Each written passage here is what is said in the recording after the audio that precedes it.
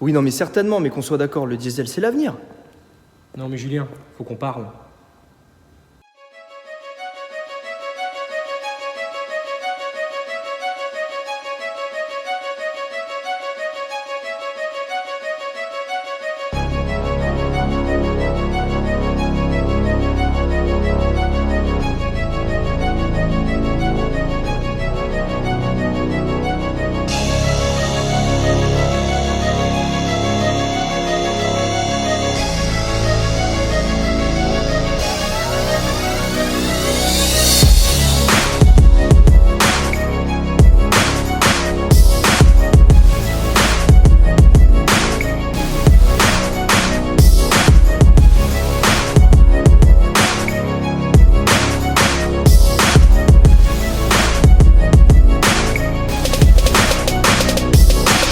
Bonjour à tous, comme promis, qui dit nouvelle année dit nouveauté. Bienvenue dans notre première vidéo format interview, ici dans notre hall spécialement aménagé pour l'événement. Nous allons discuter d'un sujet qui fait l'actualité, mais surtout d'un sujet qui nous concerne tous de par ses avantages et son but écologique. Mesdames et messieurs, suivez-nous pour notre première vidéo de l'année consacrée à l'électrification de la gamme Peugeot.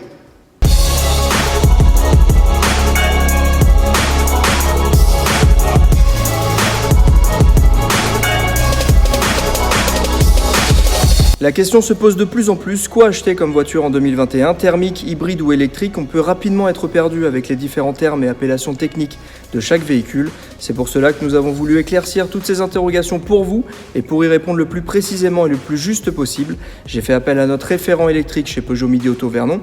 Bonjour Damien. Bonjour Julien. On va faire le point avec toi sur les principales questions que se pose notre clientèle et on va commencer par la première. Pourquoi l'électrique ? J'ai envie de dire pourquoi pas.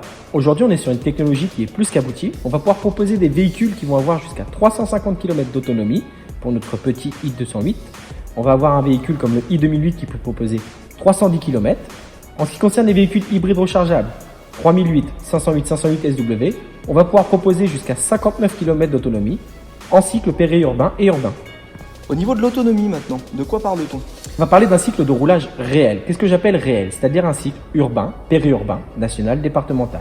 Bien sûr, les détracteurs diront toujours « Oui, mais 350 km d'autonomie, c'est pas tenable si on fait de l'autoroute. » C'est vrai, mais à quel moment on fait plus de 350 km juste sur l'autoroute? En ce qui concerne le véhicule hybride, on va pouvoir annoncer 59 km d'autonomie. Donc, bien sûr, c'est moins qu'un véhicule tout électrique. Cependant, ils vont pouvoir accéder à des zones à faible émission, ce qui va être le cas dans beaucoup de grandes villes aujourd'hui, grâce au e-Save intégré dans chaque véhicule qui permet de garder jusqu'à 30 km d'autonomie en tout électrique. Au niveau du budget, est-ce qu'acheter aujourd'hui un véhicule hybride ou électrique revient plus cher ou pas? Aujourd'hui, acquérir un véhicule hybride ou électrique ne revient pas plus cher qu'un véhicule thermique. On peut proposer des véhicules type i208 à partir de 169 € par mois en LOA. On va pouvoir proposer aussi des véhicules hybrides à des budgets hyper agressifs. N'oubliez pas aussi qu'il va y avoir une très grosse économie, qui est l'économie du carburant, puisqu'on va avoir un carburant en thermique qui va ne faire qu'évoluer, alors qu'en électrique, le prix de l'électricité reste assez stable. On va aussi avoir des révisions qui vont être 25% moins chères, ce qui n'est pas négligeable lorsqu'on a des révisions à faire chaque année. On n'en a pas encore parlé, mais il y a des aides de l'État en cours pour l'acquisition de ce genre de véhicule. Tu peux nous en dire plus ? Bien sûr, il existe beaucoup d'aides mises en place par l'État. Aujourd'hui, on va voir sur tout véhicule électrique 7 000 € de bonus écologique. Pour en parler, par exemple, lors d'une location, ces 7 000 € viennent en apport. On va pouvoir proposer divers primes à la conversion allant de 2 500 à 5 000 €. Toujours pareil en premier loyer. En ce qui concerne les véhicules hybrides rechargeables, on va pouvoir proposer un bonus écologique de 2 000 € sur tout véhicule ayant une valeur de moins de 60 000 €, ce qui n'est pas négligeable.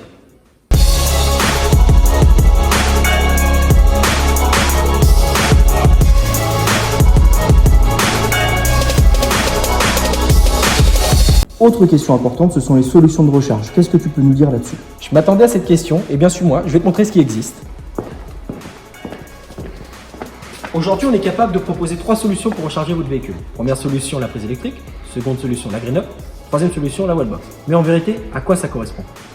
La prise électrique, c'est celle que l'on branche avec le câble électrique standard, au même titre qu'un téléphone portable. Ensuite, la prise GreenUp ou charge renforcée, qui va correspondre plutôt aux véhicules électriques et hybrides. Et pour terminer, la Wallbox, qui est plutôt prévue normalement pour les véhicules surtout électriques, 2008 ou 208.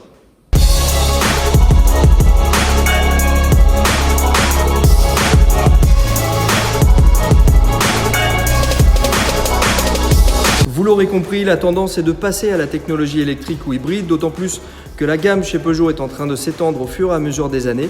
Nous avions déjà fait une vidéo sur la 208 électrique il y a quelques mois qui vous avait fait beaucoup réagir.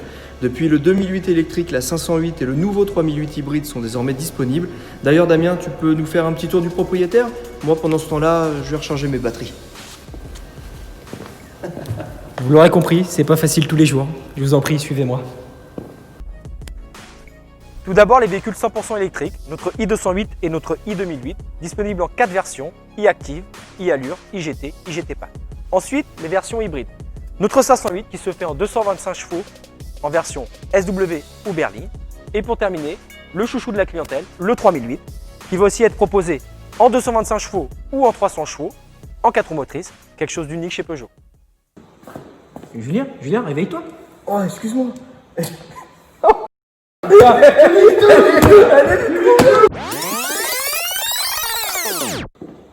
Non mais Julien, réveille-toi, Julien. Oh, excuse-moi. À coup sûr, j'avais plus de jus. Plus de jus. Bah si, c'est drôle ça. On a pris énormément de plaisir à tourner cette vidéo. Merci à tous de nous avoir suivis. Merci Damien pour ton expertise toujours plus précise. Merci à toi Julien. Et comme d'habitude, je vous dis à très bientôt chez Peugeot Midi Auto Vernon. Ciao, bye.